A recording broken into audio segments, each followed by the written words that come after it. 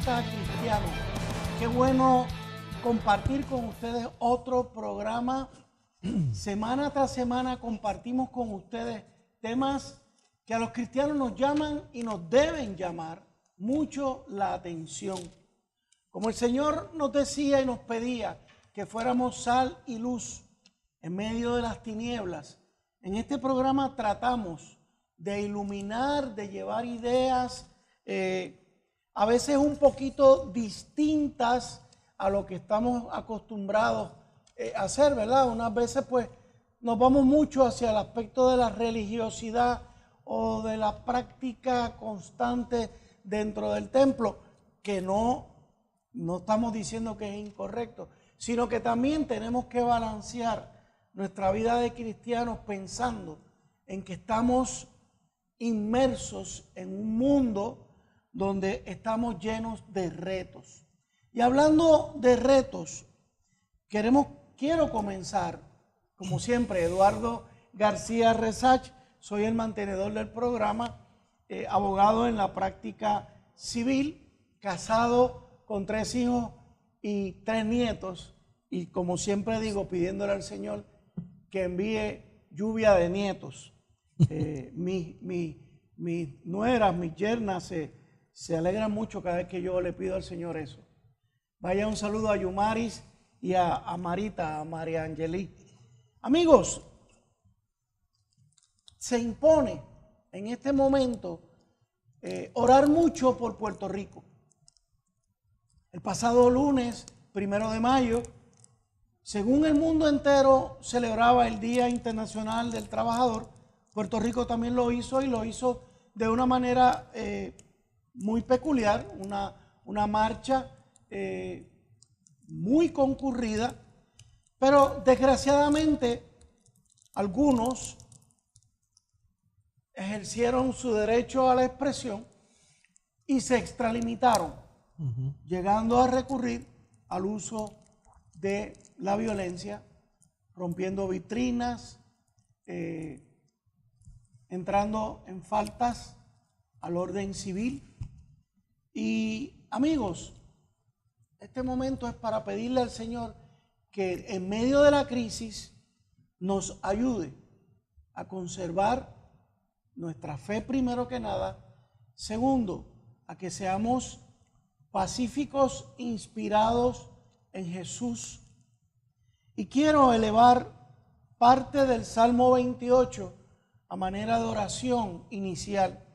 Dice el Salmo de David en los versículos 1 a 2 y 6 al 9. A ti elevo mi oración, oh Señor, roca mía. No cierres tus oídos a mi voz, pues si guardas silencio, mejor sería darme por vencido y morir.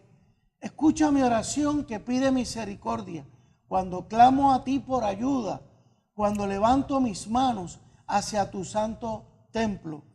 Alaben al Señor, pues Él ha oído, Él oyó que clamaba por misericordia. El Señor es mi fortaleza y mi escudo. Confío en Él con todo mi corazón. Me da su ayuda y mi corazón se llena de alegría. Prorrumpo en canciones de acción de gracias. El Señor le da fuerza a su pueblo. Es una fortaleza segura para su rey ungido. Salva a tu pueblo, bendice a Israel, bendice a Puerto Rico, amado Padre Celestial, tu posesión más preciada. Guíalos como un pastor y llévalos en tus brazos por siempre.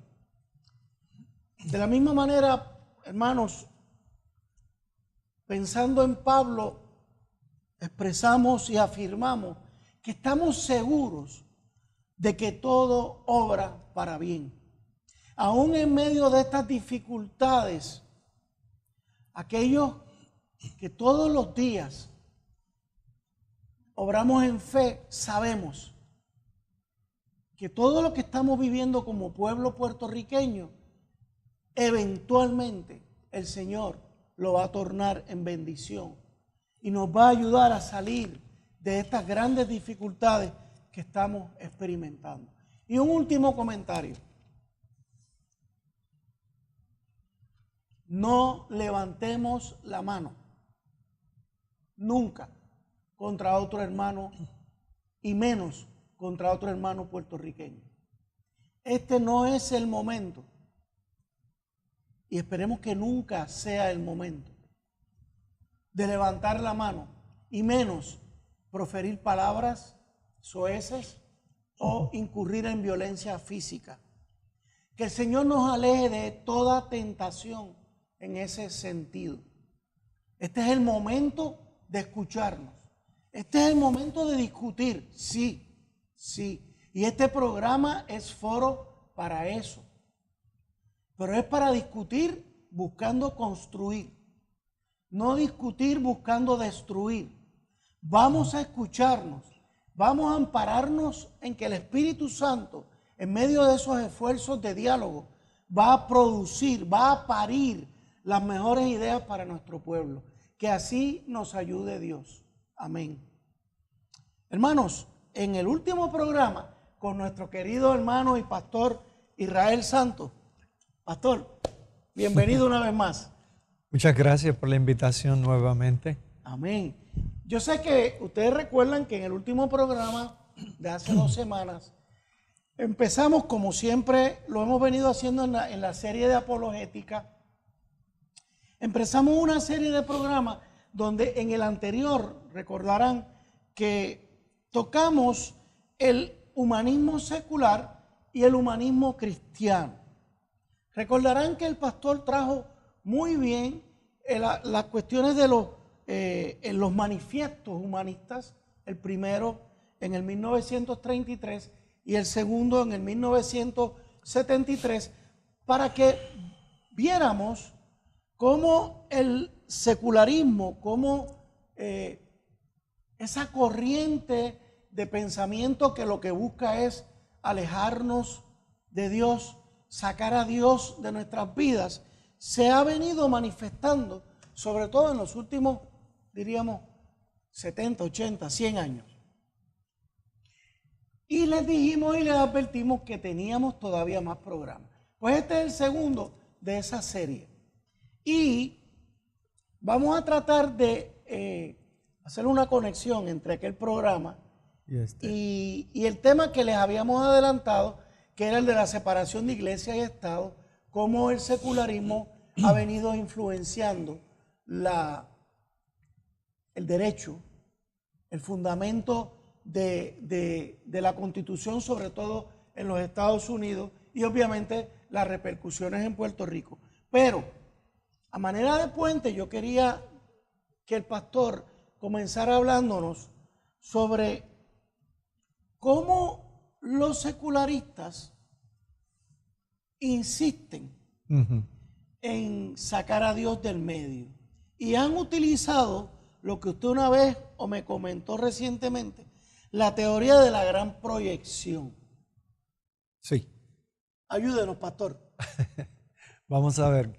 El argumento que presentan, si Dios no existe, ¿por qué tantas personas creen en Dios? Porque algo pasó. Entonces, como hay muchas personas, estamos hablando de millones y millones de personas, y sobre todo que creemos en el Dios de la Biblia, del sistema judeo-cristiano.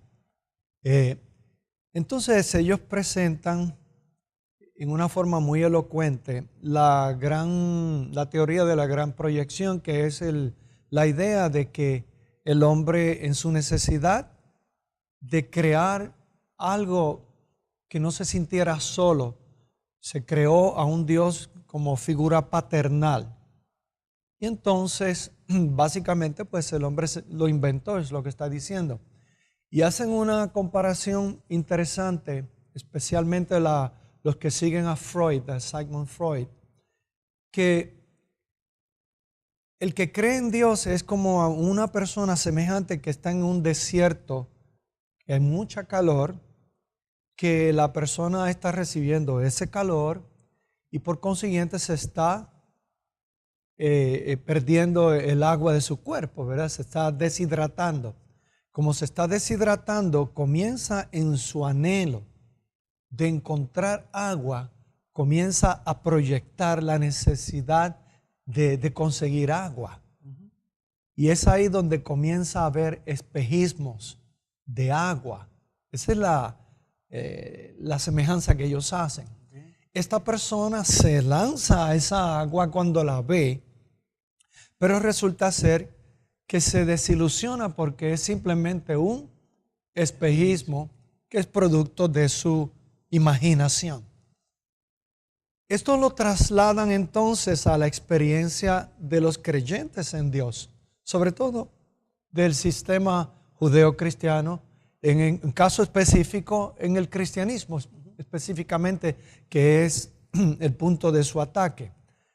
Nosotros entonces nos hemos inventado a Dios por la necesidad de tener esa figura paternal, y resulta ser que al igual que la persona que está en el desierto se lanza hacia el agua, que es un espejismo, y termina como desilusionada y básicamente muerta eventualmente, pues dice que el cristianismo es así, que la persona se lanza a este Dios imaginario, por consiguiente nadie escucha, nadie responde. ¿Quién responde? ¿Quién escucha?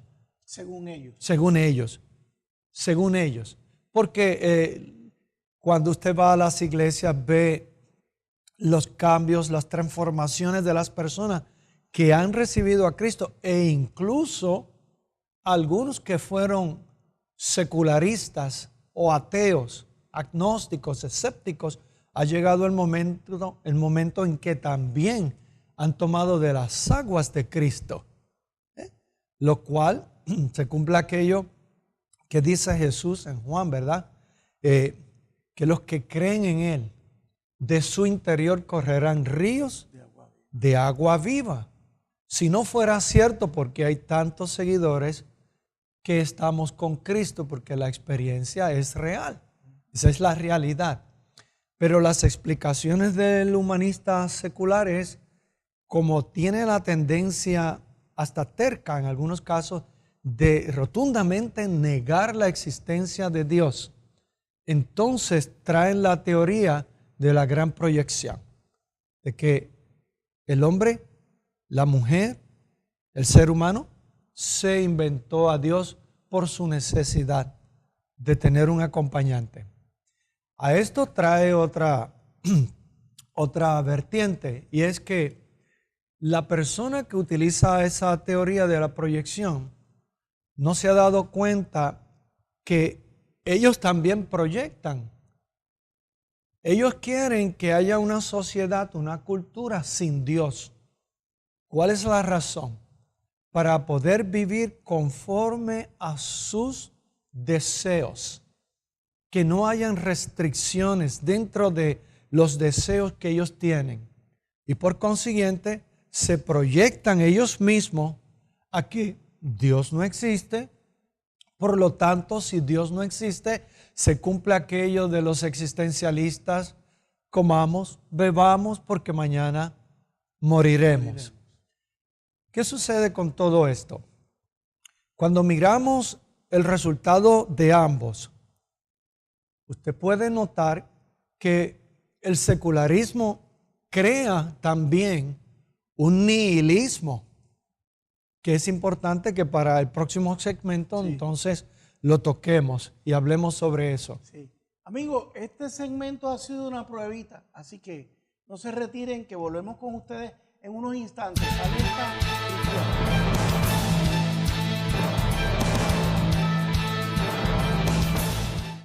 Conéctate y únete a nosotros a través de las siguientes redes sociales. Síguenos en twitter.com/wandarolón. Búscanos en facebook.com/apostolwandarolón.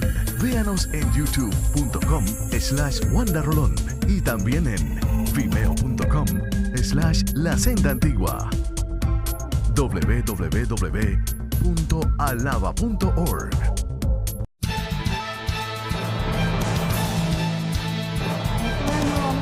De Alerta Cristiana. Pastor, rapidito.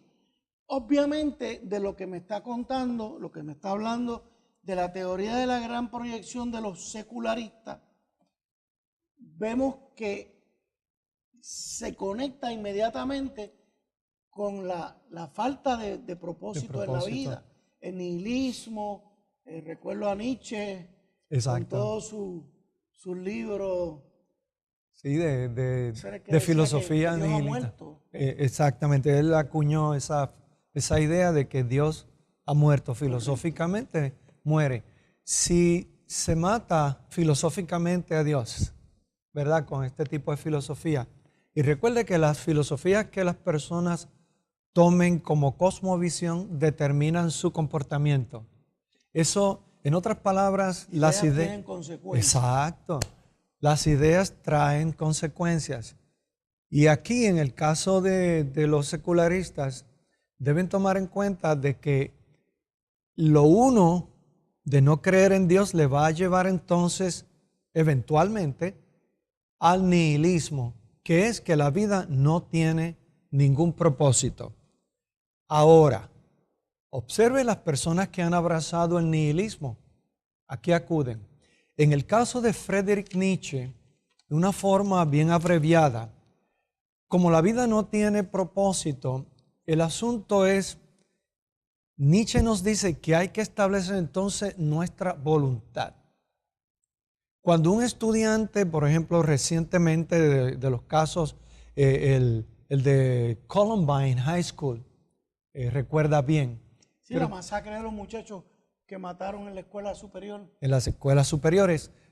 Los muchachos que hicieron eso estaban estudiando esta filosofía de penumbras, en inglés dicen darkness, de oscuridad. Por consiguiente, aprendieron de Nietzsche el establecer la voluntad de ellos sobre los otros. ¿Y qué hicieron? Comenzaron las masacres. O sea que las consecuencias que esto trae de una vida sin propósito es esa. Mira, cada rato cuando la persona no tiene objetivos en la vida, no tiene sentido, llega un momento en que se dice, ¿para qué seguir viviendo? Se siente totalmente incapaz de continuar. Vacío. Ahí la importancia de nosotros los padres. Sí. Que le damos sentido a la vida de los hijos. Primero que nada a través de nuestro amor, de nuestra atención, de nuestro sostén, de dirigirlos. El asunto es que para darle propósito a la vida tiene que ser a través de algo que trascienda. Y en este caso, la cosa más maravillosa que puede darle sentido a la vida de cualquier persona, ya sea joven, viejo, menos viejo, estudiante, no estudiante, obrero o ejecutivo, es la persona de Jesucristo. Cuando Él dice, yo soy el camino, la verdad y la vida, puede dudarlo, pero debe investigarlo porque Él dice eso en forma exclusiva, porque esto es lo que es real. Cuando la persona en su ilusión de quitar a Dios para no responder a nadie y establecer un comportamiento como realmente le dé la gana, inmediatamente al hacer eso, quitar a Dios, entra una vida sin sentido. ¿Cuál es el propósito para que yo exista? Llega un momento en que si no lo encuentra, la respuesta lógica es, ¿para qué seguir viviendo? Pero la persona que viene a Cristo, entonces piensa distinto. En la realidad de tener a Cristo en su corazón a través de la experiencia del Espíritu de Dios que mora en el corazón de aquel que recibe a Jesucristo, inmediatamente la vida tiene un sentido. El sentido mayor que tiene la persona es cómo llevar estos ríos de agua viva, que no son espejismos, religiosos, porque si fueran espejismos religiosos, entonces no habría el comportamiento que existe en la vida de un creyente en Cristo. ¿Cuántas personas se sacrifican para llevar el evangelio a otras personas, digamos, a la India? Usted no ve a los secularistas, no, yo todavía recuerdo aquello, we are the children, we are the world. se recogió tanto dinero. ¿Cómo se unió el mundo entero tras aquella canción? Sin embargo, casi todo el dinero se quedó en la burocracia. Ahora observe, por ejemplo, cuando los creyentes ven la necesidad de agua potable en otros lugares, ahí tienen el ministerio de Operation Blessing. Nosotros somos parte también de este ministerio. Se cavan pozos en lugares donde hay una necesidad tremenda de recibir agua fresca. ¿Por qué es lo que lo provoca? Lo provoca el amor que Dios pone en el corazón en los creyentes. ¿Ve? Y el amor hacia el prójimo. Yo quiero, pastor, perdóneme, porque es que se me está ocurriendo. Ajá. Yo pienso siempre en la audiencia. ¿Cómo yo le puedo ilustrar a la audiencia? Imagínense, hermanos, nosotros los cristianos, no estoy hablando de no creyentes, los cristianos. ¿Cómo nos sentimos cuando estamos lejos en relación con Dios? ¿Cómo nos sentimos cuando, por experiencia, voy a hablar de mi experiencia, las veces que yo me he enfriado, las veces que me apago, las veces que paso por las que pasamos todos?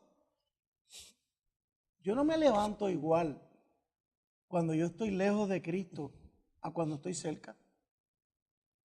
Esa relación íntima con Dios, con Él, todos los días ha de producir en nosotros un sentido de vida, un propósito para cada mañana. Yo me levanto cada mañana de un salto de la cama, porque tengo propósito. Cuando yo veo que yo me regodeo en la cama y que quiero seguir durmiendo, para mí es como un termómetro, pastor. ¿Qué me está pasando? Y enseguida lo descubro. Mi vida de oración está débil. No estoy tan consciente de Dios en mi vida. Yo me imagino, hay que tener misericordia con los secularistas que no tienen eso, que no tienen ese toma y daca de Dios con la persona. Por eso es importante que los creyentes entendamos la mentalidad del secularista. La palabra seculum es, ¿verdad?, vivir ahora, el momento, es mundo.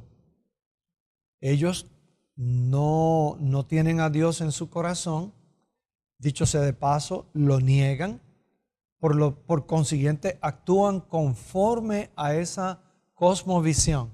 Si Dios no existe, comamos y bebamos, que mañana moriremos.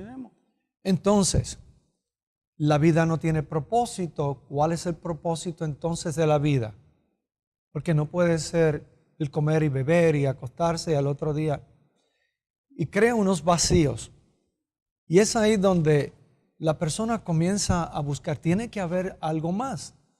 Ahora, cuando comienza a buscar respuestas al propósito de la vida, el creyente es necesario que sepa conocer esa mentalidad para poder ayudarlo a venir. Correcto. Porque si el creyente con ataques, versículos bíblicos, así no es. Hace tiempo yo le preguntaba en la ciudad de Boston a un evangelista que a su hijo le dieron un disparo en una pierna, y yo lo fui a llevar al hospital al padre y le digo, ¿tu hijo conoce a Cristo?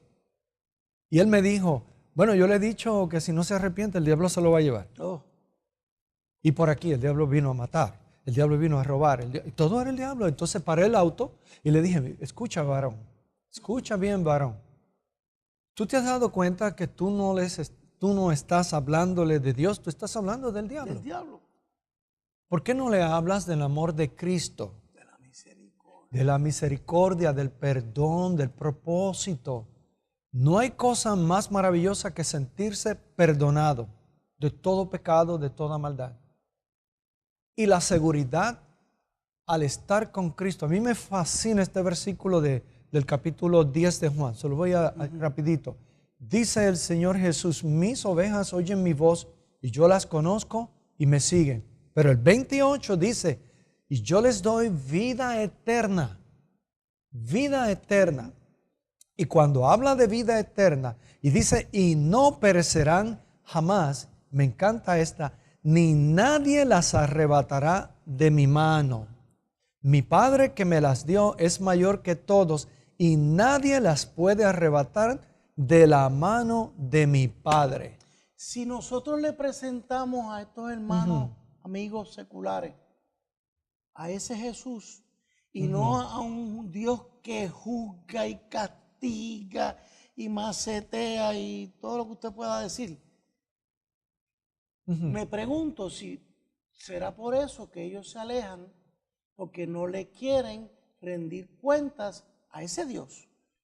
Por eso. Sería muy distinto yo abrir mi corazón a un Jesús amoroso, a un Dios amoroso, a un Dios que se lo hemos presentado a veces tan estricto, tan... Lo que yo veo en esto es que al tener una cosmovisión secularista, que es atea, en muchos casos, la tendencia es a proteger lo que cree. La gente no le gusta perder en una discusión, a la gente le gusta ganar las discusiones. Correcto. El cristiano tiene que ser sumamente paciente porque no es un asunto de ganarle un argumento, que lo puede hacer. Se lo puedo ganar y lo pierdo al final. Pero entonces lo pierde a él. Es que el argumento sea razonable, lógico. Por ejemplo, el secularista tiene que contestarse, ¿realmente la vida no tiene sentido? ¿Realmente de dónde yo salgo? ¿Cuál es el propósito? Cuando la persona viene a Jesucristo, una de las cosas que entra en su mente es que Dios es el que le da propósito a la vida. ¿Por qué razón yo he sido creado? ¿Cuál es el propósito? Y a lo largo de esa experiencia con Cristo, encuentra cuál es el propósito para su vida. Y son propósitos buenos. Aún en medio de enfermedades, Dios tiene propósitos para esa persona. Yo recuerdo se llama Helen Keller, ciega, sorda, muda. ¿Quién pensaban, pero cómo es posible que una persona sea así? Una maestra la tomó, la enseñó, aprendió siendo sorda, ciega, muda. Sin embargo, escribió libros en 45 idiomas, se fueron traducidos. Cambió el mundo, se convirtió en una persona de la favorita de Alexander Graham Bell, quien era el que inventó el teléfono. Y entonces donde esta mujer ciega, sorda y muda llegaba, ella transformaba lo que estaba alrededor. Se veía la mano de Dios en la vida de esa mujer. Y si sigo esa línea de pensamiento suyo, pastor, ¿cuántos de nosotros no tenemos en nuestra vida grandes seres humanos cristianos que han dejado unas huellas en nosotros porque han estado bendecidos en su relación con Dios, que son unos Jesús en nuestras vidas? Sí. O sea, a cada cristiano usted le pregunta, ¿quién ha marcado tu vida? Ser humano. Y todos tenemos grandes recuerdos y podemos decir, ese pastor sembró en mí esto, esta pastora sembró en mí esto, y eso es una huella imborrable. ¿Sabe? Una de las personas que yo más he admirado es a Sally Olson. Ella trajo en las cárceles donde los secularistas no pudieron cambiar a nadie. Ella llegó con el Evangelio de Cristo, apenas sabía, ella necesitaba un intérprete porque venía de uno de los países escandinavos. Ella llegó a la cárcel y transformó la vida de muchos de estos confinados con el Evangelio de Jesucristo, de la cual muchos son pastores hoy. Amén. Amigos, pasamos a un tercer segmento. Enseguida volvemos con ustedes. Alerta Cristiana.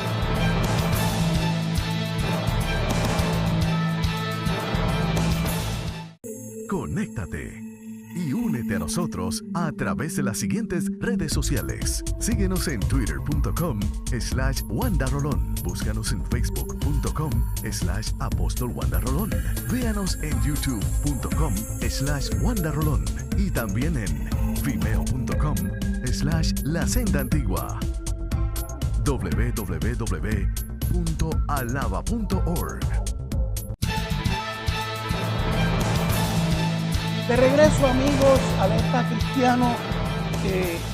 Vamos ahora a entrar a otro aspecto de la historia reciente, por decir reciente, 200 y pico de años,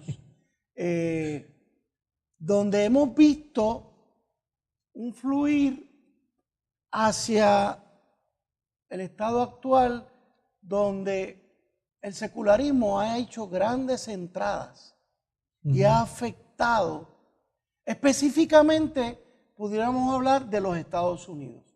Me refiero a, pastor, todos conocemos la historia de los Estados Unidos. Sí. Yo soy un gran admirador de la historia de los Estados Unidos. Esa constitución. Correcto. ¿Por qué? Porque como abogado he estudiado la Constitución de los Estados Unidos, su historia. Y cada vez que entro a ver los fundamentos de esa Constitución, a mí no hay quien me diga que esa Constitución no tuvo la influencia de Dios. Grande, grande. ¿Por qué? Porque ahí hubo grandes hombres, lo que los norteamericanos llaman los padres de la nación norteamericana, que eran hombres que creían en la existencia de Dios. Muy bien.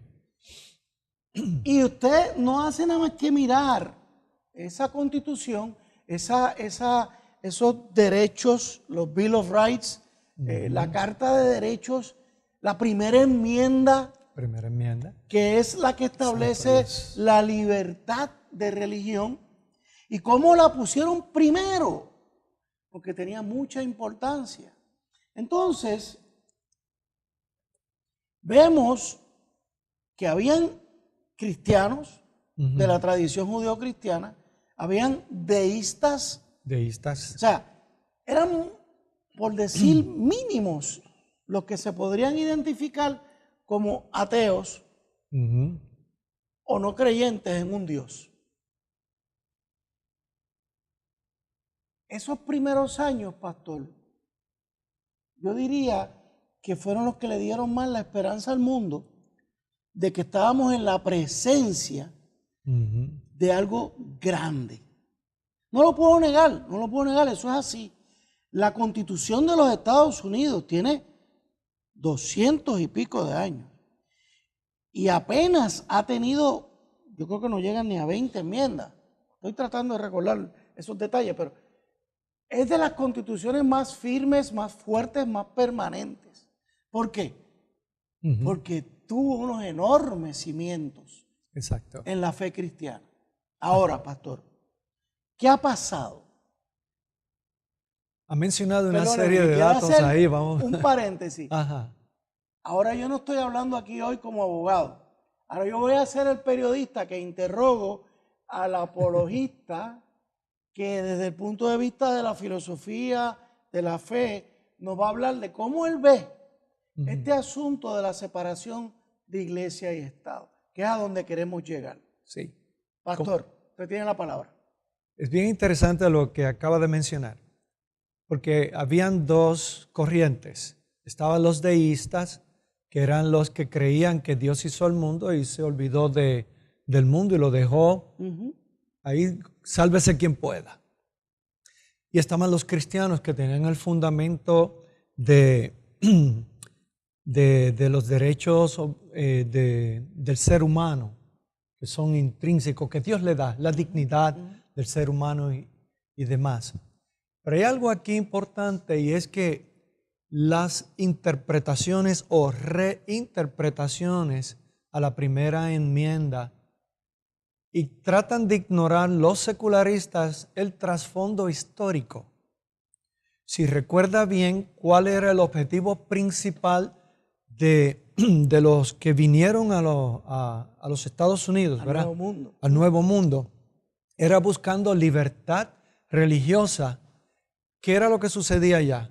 Que el Estado era el que imponía la religión y había que adorar al estilo que el Estado determinara. Como el Estado era el que gobernaba, Correcto. controlaba la vida social, religiosa de las personas que estaban ahí. Una vez que contradijo las convicciones que tenían estos seres humanos, que decidieron entonces buscar un nuevo mundo donde ellos pudieran adorar a Dios de la forma en que las Sagradas Escrituras lo presentan, con la libertad de hacerlo sin que nadie venga a cohibirles a ellos cómo adorar, cómo cantar, cómo predicar, qué debe predicar, qué no debe predicar. Ese es el trasfondo. Cuando se hace la primera enmienda, se está otorgando el derecho religioso de adorar como uno quiera. Y entonces los secularistas reinterpretan esta primera enmienda y han colocado ahí cosas que realmente no era la intención de los padres de la nación. Déjeme hacer un paréntesis. Usted ha mencionado la primera enmienda. Vamos a repasarla con nuestros hermanos. Repasa. La primera enmienda de la Constitución de los Estados Unidos dice: el Congreso no podrá hacer ninguna ley con respecto al establecimiento de la religión, ni prohibiendo la libre práctica de la misma, ni limitando la libertad de expresión ni de prensa, ni el derecho a la asamblea pacífica de las personas, ni de solicitar al gobierno una compensación de agravio. Pero fíjense, la primera oración es la fundamental. El derecho al establecimiento de la religión, que el gobierno no puede crear ninguna ley con respecto a establecer una religión estatal, o sea, a nivel federal, porque a cada estado cada cual tenía sus propias libertades, pero a nivel federal, que es donde yace el poder que cada día está más grande. Porque eso era otra cosa. En los comienzos de la República de Estados Unidos, los estados tenían un balance perfecto con el federalismo. Y recientemente, en los últimos 100 y pico de años, ese estado, ese poder se ha convertido prácticamente en todo. Sí. Según ha ido creciendo el gobierno federal, se ha ido mermando la libertad religiosa. Exacto. Vamos a suponer que el Congreso hubiese permitido una religión estatal o federal. ¿Qué hubiese pasado eventualmente? Íbamos a caer en lo mismo que ellos tenían allá en Europa. Exactamente. Ese era el temor de ellos. Exactamente. Ellos, con el mal recuerdo que traían de Europa, ellos dijeron: no. Queremos tener una nación poderosa, pero queremos que nuestra fe pueda brillar, la podamos ejercer como querramos ejercerla. Y que Dios nos dirija, porque esa es la realidad. ¿Cómo Dios los existe. dirigió Dios? Hermanos, vuelvan a leer esa Constitución. Exacto. Para que ustedes vean. Mire, basta con que usted vea donde dice: porque Dios nos ha entregado unos derechos inalienables. Es decir, Dios, no el Estado, Dios nos ha otorgado, por la dignidad de ser seres humanos, unos derechos fundamentales. No es el Estado. ¿Ves? Sí. Por eso era que ellos decían que el Estado no se atreva a establecer una religión. Exactamente. Okay, no, y es así, porque ¿qué sucede? Se hubiese convertido en una religión de burócratas, y los que llegaban al poder utilizarían el poder como han hecho con el Departamento de Educación. Correcto. ¿Ve? Correcto. Se hubiese convertido en algo así. Correcto. Y entonces, para evitar eso, está esa primera enmienda. Y es maravilloso que cualquier persona puede adorar en la forma que su conciencia les dicte. Y eso está bien. Ahora, el secularista tiene la tendencia a negar esto. Y entonces quiere negar que la influencia primaria fue precisamente la Biblia, el sistema judeo-cristiano. Pero ignoran entonces el hecho de que la influencia cristiana era tan grande que se comenzaba y se comienza todavía. Sí, sí. ¿Ve? Con reuniones, las reuniones del Congreso se comienzan ¿cómo? Con una oración. Y tienen un capellán cristiano desde entonces. También hay capellanes en las Fuerzas Armadas. Y lo maravilloso de esto es que también permite que si hay otras religiones, tengan sus capellanes conforme a sus creencias religiosas. Entre ellos hay musulmanes. Observe, le digo a los secularistas con mucho amor, observe que el Congreso en sus comienzos nunca entró en una meditación trascendental. Nunca vio un capellán cruzando las piernas. Nada de eso. Se comenzaba con una oración y se comienza con una oración.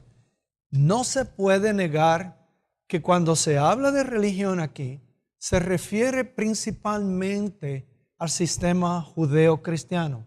Porque ¿qué será la influencia en aquel Esa era la momento? influencia. Sí, sí. Y así fue. Fíjese, a mí nunca se me olvida en uno de los adiestramientos que yo recibí de la Alliance Defending Freedom, que nos dio una charla un autor que escribe The Original Intent, la intención original.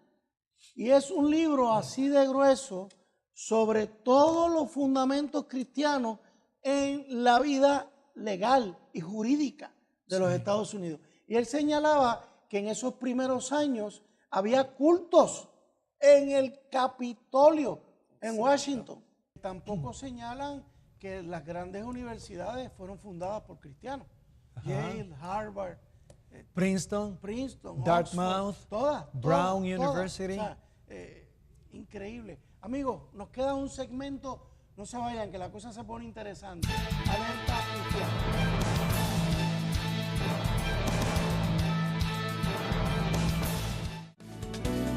La Iglesia La Senda Antigua y los pastores Wanda Rolón y Pablo Ortega te invitan.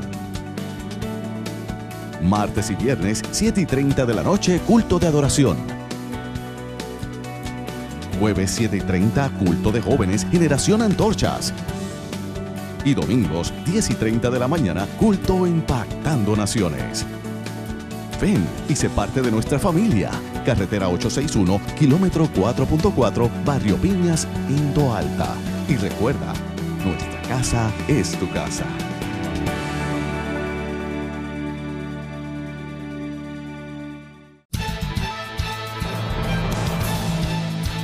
Seguimos con ustedes, amigos de Alerta Cristiana. Pastor Santos, hemos hablado de cómo había una influencia fuertísima del cristianismo y los fundamentos que tuvo esa constitución, Sí. ese país, basados en nuestra vivencia cristiana. Sí. Pero usted y yo sabemos, y muchos de nuestros hermanos saben, que la cosa se ha ido cambiando. La pregunta que yo le hago es, ¿cómo han venido ganando terreno o cómo se han ido comiendo, como el guacahuaca, terreno los secularistas en el mundo legal, jurídico? Sí, las intervenciones de la Corte Suprema. Correcto. Hay que dividir la historia en dos. Antes de la Segunda Guerra Mundial, eran pocos los casos en que la Corte Suprema intervenía en asuntos religiosos. Correcto. Yo tengo anotado aquí algunos de los casos que se tocaron antes de la Segunda Guerra Mundial. Por ejemplo, en el caso de 1878, que es el caso de Reynolds versus United States. ¿Por qué interviene en este caso el Tribunal Supremo? Porque los mormones practicaban la poligamia. Y entonces, en este caso de Reynolds versus United States del 1878, es donde se le prohíbe a los mormones la práctica de la poligamia. Entonces, se convierten en monógamos, ¿verdad? El segundo caso, que es bien importante, es el caso de Pierce versus Society of Sisters, que es del 1925, donde se determina que la corte dictó que los niños no podían ser forzados a asistir a las escuelas públicas. Si era que había en ese sector una escuela parroquial que estuviera disponible, fuera competente. Entonces eso evitaba que el muchacho fuera forzado a llevar. Obviamente el caso nace de unos padres que objetaban que ellos querían llevar su hijo a una escuela parroquial, entiéndase, cristiana, y el Estado los estaba forzando a que los llevaran a la escuela pública. Y el Supremo resolvió que no, que ellos tenían libertad de llevar su hijo a la escuela parroquial. Muy bien. De nuevo, defensa de la libertad de religión. Exacto. Hay otro caso bien interesante que es al comienzo de la Segunda Guerra Mundial, es el caso de el derecho a la objeción de conciencia, ¿verdad? Al servicio militar. El derecho, si la persona no quiere saludar la bandera americana o si porque esto violaba sus convicciones religiosas, en este caso tenemos que mencionar a los testigos de Jehová, que fueron los que objetaron. Es algo que usted conoce muy bien. Hasta aquí era... El pastor lo dice. Me tiró al medio el pastor. Hermano, cuando la guerra de Vietnam yo fui objetor por conciencia, por negarme a matar personas. Y me expuse a cárcel, pero yo sé que el Señor protege y cuida, y cuando más cercano estuve a que se me llamara ya un objetor oficial, o sea, llamarme al ejército y yo negarme, el presidente Nixon impuso aquella lotería de que a la fecha de nacimiento le ponían un bolo como de una lotería, y entonces en mi caso el número 8 de diciembre, que fue donde yo nací, salió como en el número 120 en un turno un poquito lejos. Curiosamente, 2 meses antes de la lotería habían estado llamando hasta el 150. Hubo la lotería, yo salí en el 120 y a los 2 meses después, cuando me fueron a llamar, el presidente llamó hasta el 100. Entonces yo quedé fuera. Y fueron pasando. Yo no quería compartir esto con ustedes, pero él me tiró al medio. Fíjense, pues yo estaba ejerciendo mi derecho. Exacto. Porque yo era objetor por conciencia religiosa. Y tiene el caso que mencionó en la mesa cuando hablábamos de esto. La película. La película refleja Hawkshaw Ridge. Que es la cordillera de Hawkshaw. Está preciosa, no dejen de verla. Sí, excelente película. Ahí el hombre es cristiano, él tiene objeción de no usar armas en la guerra. Él fue, pero como enfermero a salvar vidas, y no solamente salvó la vida de los americanos, sino también que salvó la vida de aún de los japoneses. Correcto. O sea, no dejen de verla, amigos, la pueden sacarle. Excelente película. La fuente donde ustedes alquilan películas. Sí. Bellísima la película. Entonces esos son los casos que intervino, ¿verdad? La corte. Ahora, desde 1947 para acá, la lucha ha sido bien grande. Enorme, porque los secularistas han querido quitarnos la libertad religiosa. No solamente eso, sino eliminar toda influencia religiosa en el foro público para establecer lo que ellos llaman una doctrina neutral, que no es neutral, el secularismo no es neutral. Es totalmente, ¿cómo decirles? Es totalmente invasiva. Es invasiva y también es dictatorial. Sí, sí. Es una dictadura lo que quieren establecer. Aquí Neutral era antes. Ah, En la raíz de la República de Estados Unidos, la neutral, la cláusula, ustedes la vieron. El Estado no se meterá en esto, nosotros no nos meteremos en otras cosas. ¿Ve? Por eso, en el caso que el pastor señala, Everson versus Board of Education del 1947, valiéndose de una famosa frase que yo la tildo como una de las frases más engañosas de la historia. Usaron una expresión que utilizó el presidente Thomas Jefferson en una carta que les escribe a los hermanos bautistas de Danbury, Virginia. Ellos le escribieron diciéndole, mira, Tomás, porque él era muy amigo de ellos, tenemos esta preocupación, que es que nos están tratando de imponer una práctica religiosa en Virginia. Y él le dijo, no se preocupen porque hay una separación, there's a wall pared, of muralla. separation between church and state, donde el Estado no se puede meter en eso. Señores, en Everson, el juez Hugo Black lo viró al revés. Dice, no, es la iglesia la que no se puede meter. Y usted y yo, que pagamos contribuciones, sabemos que como cristianos sí nos vamos a meter. Es que es un derecho constitucional. Ahora, fíjese del truco.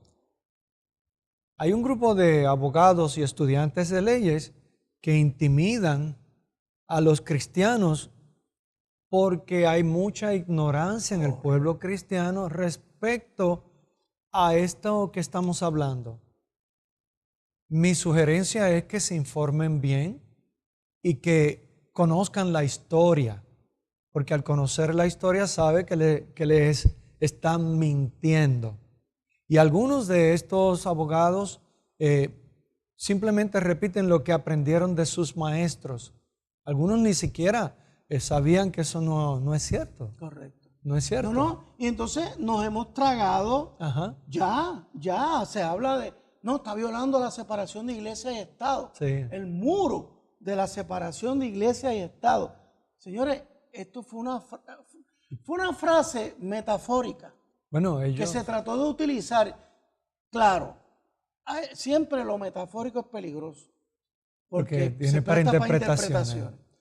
Ahora, mi esperanza está en que de la misma manera que se cambió, va a volver a cambiar.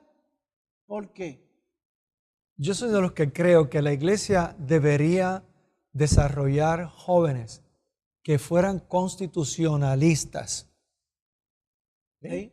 Porque al proteger los derechos de los cristianos, también se protege la definición del ser humano y no tendríamos que traer al eticista a Peter Singer, que es ateo y que al mismo tiempo cataloga al ser humano y al animal al mismo nivel.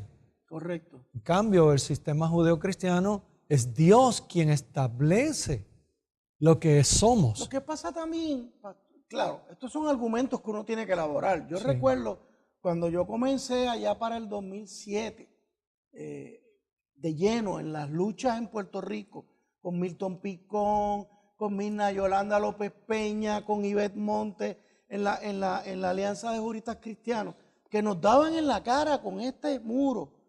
Y a mí una vez se me salió, yo dije, pero espérate. Es que yo soy ciudadano y yo soy cristiano. O sea, yo puedo practicar una religión, pero yo practico unos deberes de la ciudadanía. Sí. Entonces, en mí se dan las dos cosas. Entonces, ¿quién me va a impedir a mí? Que cuando yo entro al foro público me tengo que quitar el traje de cristiano. No. Sí, pero no se lo hacen a los ateos, musulmanes. O a los secularistas, ¿no? O a los musulmanes. A los musulmanes no se atreven. Pienso, por ejemplo, en la pastora Naida Villegas, que es un ejemplo dramático. Naida, la pastora Naida, acaba de salir electa senadora por el Partido Nuevo Progresista. Y están haciendo en la legislatura un trabajo tremendo. Ella no llegó como senadora, como pastora, pero ella no puede dejar de ser pastora, porque ella pastoreaba una iglesia. Ahora viene como ciudadana que es cristiana a ejercer ¿qué? Sí. Una labor política en el buen sentido de la palabra. Entonces, usted va a decir, no, la pastora Naida Villegas no puede ser candidata. Ella ¿Quién lo va a representa nuestros derechos. ¿Ves el punto? Entonces, yo cristiano, yo no puedo ser candidato, no lo voy a hacer, señores, pero ¿quién me va a decir? ¿Van a discriminar porque soy cristiano? Si el pastor mañana, yo no lo recomiendo tanto, ¿verdad? Pero como usted dice, deben ser laicos, civiles. Cristianos, los que les hagamos esta investidura. No, y hay más equidad y justicia cuando el cristiano está envuelto, porque simplemente se siguen estos principios de igualdad para todos. Lo que el cristianismo no permite es que se legalicen comportamientos incorrectos que son inmorales, se legalicen y esos son ya derechos especiales que no veo aquí en la Constitución de Estados Unidos donde se hable de esos derechos especiales. No, claro. Lo que pasa es que usted empieza a ver, pastor, y lo hablamos ahorita cuando nos estábamos preparando, el caso del aborto. ¿Nace de dónde? De la penumbra, dijo el juez Douglas, de la penumbra del derecho de la intimidad. Oiga, de la penumbra. Precisamente se lo sacaron de la manga, que la mujer puede abortar, porque ella es dueña de su cuerpo. Y esa vida, y ese esposo, ¿qué tiene que ver con esa vida? O sea, salen un montón de cosas. El matrimonio entre homosexuales. Es un derecho especial. Es un derecho especial. Que los que tienen derechos especiales son los handicaps. Usted lo ha dicho.